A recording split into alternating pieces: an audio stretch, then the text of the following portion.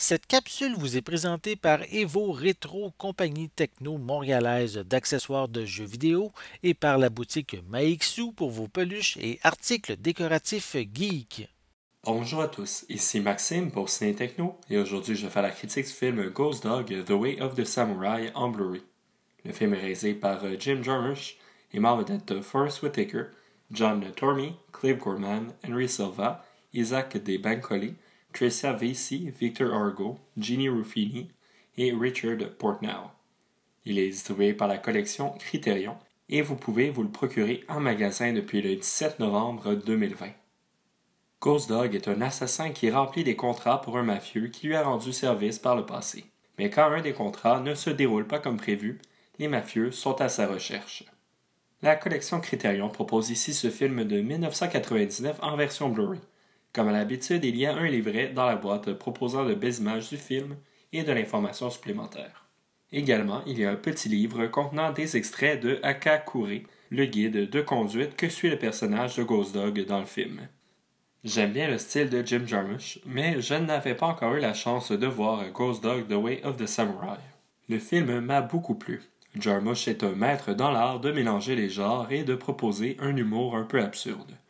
À ma grande surprise, j'ai ri à plusieurs reprises durant le visionnement, bien que c'est un film de gangsters et de samouraï avec la présence d'une subculture rap hip-hop. Dans son scénario, le réalisateur s'attaque aux stéréotypes, ce qui est à la fois surprenant, drôle et critique. Par exemple, les mafieux ont comme lieu de rassemblement un restaurant chinois. Le meilleur ami de Ghost Dog est un propriétaire de crèmerie qui ne parle que français. Et pour le reste, je vous laisse le plaisir de le découvrir durant votre visionnement. Effectivement, ce film est assez divertissant par son originalité, mais aussi par ses quelques bonnes scènes d'action. Forest Whitaker est parfait dans ce rôle. Son personnage est calme, mystérieux et intense. Il évoque très bien l'idée d'un samouraï autant dans son attitude que sa gestuelle. Isaac De Bancole m'a beaucoup plu. Ses échanges avec Ghost Dog sont très amusants, particulièrement pour un public francophone. En effet, le personnage ne s'exprime qu'en français, malgré que son ami, à l'inverse, ne parle qu'anglais. Dans son ensemble, la distribution est un des points forts de Ghost Dog. Jim Jarmusch propose une réalisation intéressante avec l'utilisation de plusieurs fondus.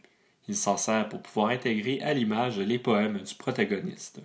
Il les utilise également au début du film lorsque le personnage principal est au volant de son véhicule. Il alterne et superpose le visage du conducteur et la route devant lui. L'effet est assez intéressant. J'ai bien aimé la musique de RZA venant donner une touche rap hip-hop à ce suspense. Le résultat est très réussi. Qualité de l'image. Le transfert en Blu-ray est bon.